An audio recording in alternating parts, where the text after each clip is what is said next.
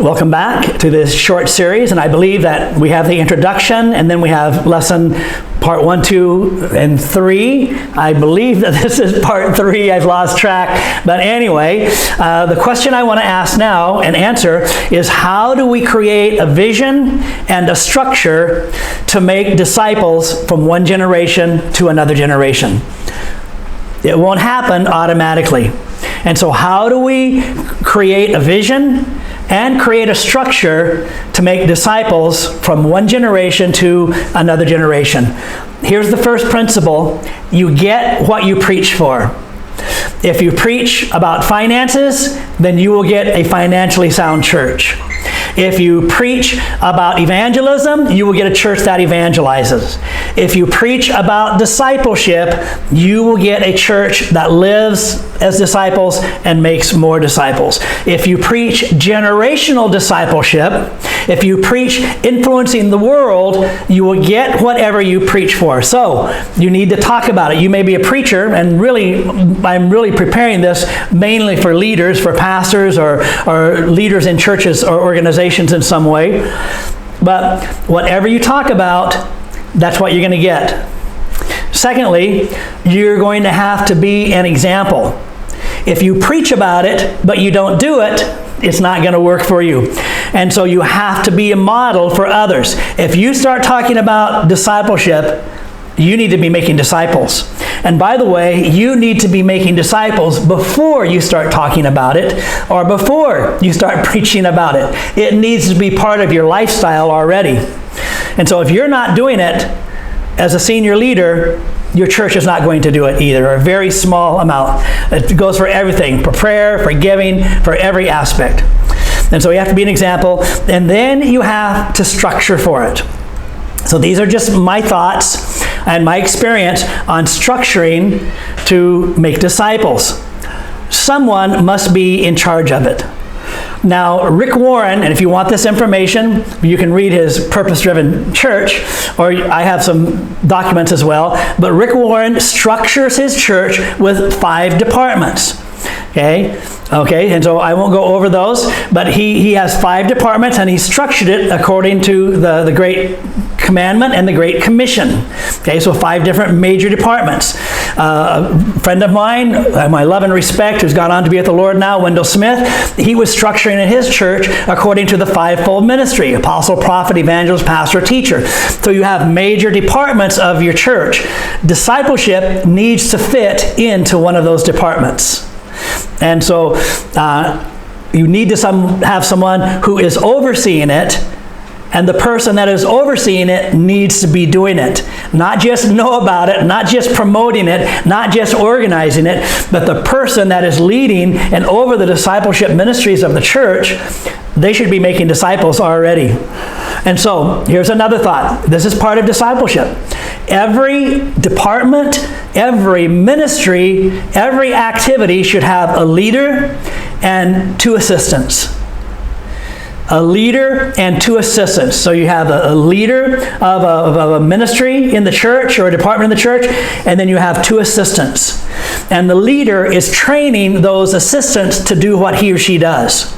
So if the leader is gone, you automatically have a replacement to step up. This is absolutely essential.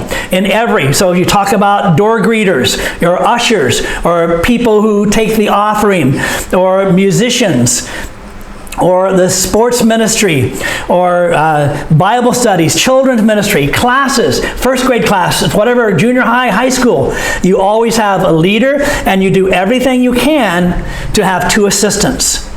And so it's the leaders, somebody is equipping all of these, and that's usually the senior pastor's role, or one of his executive pastors is to equip and oversee the top leaders, and then those top leaders, they oversee their assistants. And I'm not talking about people working full-time or getting salaries. I'm talking about volunteers. But the point is, you have a leader and you have 2 assistants. And the leader is training the 2 assistants to do everything that he or she knows how to do. And also, you cross-train them. And so that one person doesn't only know his job, but he knows the job of somebody in another department or another department. This is called cross-training. So when you lose staff or you lose volunteers, you always have somebody in line, somebody that could come up and take their place, because you focused on discipleship. This has to do with the structure of a church, an organization, or ministry. And so you have a leader and you have an assistant. I remember going to Poipet when I was first planting a church up there. And they were having a Christmas program, and I was able to get some money for the Christmas program, and I gave it to the ministerial association so that they could put together a Christmas outreach. I gave it to them to do. I could have done it. My church could have done it. Then the Phnom Penh church should have come up and done it. Our other churches in the area could have helped do it. I gave it to the local pastors to try to be ecumenical, to try to build relationships. Eventually they came around. They said, "Oh, excuse me, does your church in Phnom Penh have a preacher?" I said, "Oh yeah, we have a preacher." "What kind of a preacher do you want? You want a man, a woman? You want old or young? You want Cambodian, foreigner?" "We have all kinds of preachers." "Oh yeah, okay, this is what we want." And a little bit later, "By the way, does your church in Phnom Penh, do they have a band?" "Oh yeah, we have a band. We have many bands." "What kind of band do you want? You want a modern band? You want a traditional band?" And so, because we had many to choose from. "Do you have somebody to lead children's ministry?" Yes, yes, yes. We had an abundance of qualified helpers. Why? Because of this principle. Every department has 2 assistants. The responsibility of the department leader is to train his 2 assistants, and then they cross-train so that they know how to do things in other departments as well. Okay, that's discipleship. That is structuring for discipleship. It's modeling for discipleship. And so everyone should try to have at least one disciple and a small group. You should have at least one disciple. You should have multiple disciples, and you should have a small group that you're meeting with, some kind of a small group. You should have, we're talking about structuring for discipleship, you should have a curriculum. Remember, Jesus taught his disciples formally? That means they had a curriculum. He didn't have a printed book, but he had it in his mind, in his heart. He knew what he needed to teach them. You need a curriculum. You know, as I said, I made a list of what do disciples need to know and what do disciples need to know how to do. And I began to meet with young men and began to train them.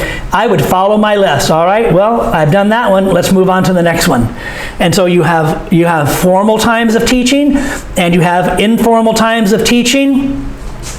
And you have just the teachable moment kinds of teachings. But you need a curriculum. You can write your book. There's many books around, but there's not many good ones. And there's not many that will fit your culture. And so really, you should write a book. And again, I can help you with that if you want me to.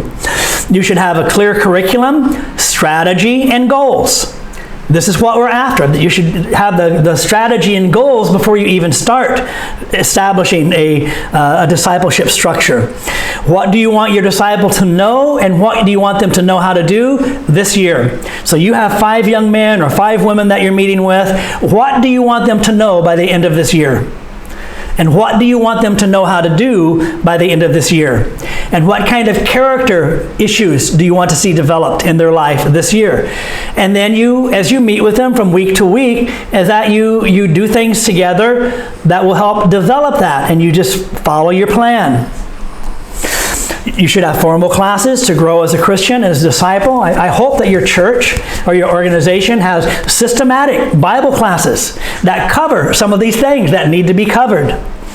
You must have missions and activities for disciples to do so they can apply their knowledge and what they're learning how to do. And so I was telling somebody well, I won't say it, but the church should have continual missions outreach, local missions, going to a nearby village or going to a nearby city. You should always have different outreaches going on. This is an opportunity for disciples and upcoming leaders to develop their skills and apply what they they've been learning. That should be a regular thing that you do in your church or your organization. Everyone should be involved in some kind of a ministry. I'm talking about a church or an organization. Everybody should be involved in some kind of a ministry. I have a chart that I'm looking at, and I adapted this chart from Rick Warren's, what he calls circles of influence. If you look in his book, the Purpose-Driven Church, he has 5 concentric circles. And so I've taken those. And so the outside circle represents the unbelieving community. And the next circle in represents the people who attend church from time to time. The next circle in represents people who attend church regularly, but they're not yet disciples. And the next circle, getting smaller and smaller, are your disciples, and the center circle is your core group of leaders and helpers. And so the circle in the center is small, it's your core group. The discipleship circle gets bigger, and those attending but not disciples is bigger yet, and those that are attending from time to time is bigger yet, and then the unbelieving community is even bigger.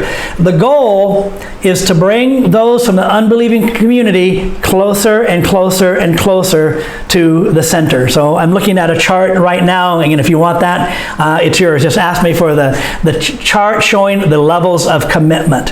And so it's being strategic, it's being purposeful, it's planning, it's organizing, it's structuring. You know, when you see an unbeliever come, you know what your goal is to move them from visiting church to attending church to getting discipled to becoming a leader and a helper, be involved in some ministry. That's what your goal is, and that's what the pathway is. And then finally, you must budget for it. You're going to need money. And so people can pay for things themselves, but you will need some money. So you need to make a budget for. So remember, what you preach for, you get. And what you budget for, what you get the money for, you get also. All right? And so this is the lesson on structuring. How do you structure your organization, or how do you structure your church? Now, God, all of this, I could talk for hours about this. And so this is just a summary on it. And as I said, anything that I have is yours. And if you wanted to chat with me or call me, we can do that as well.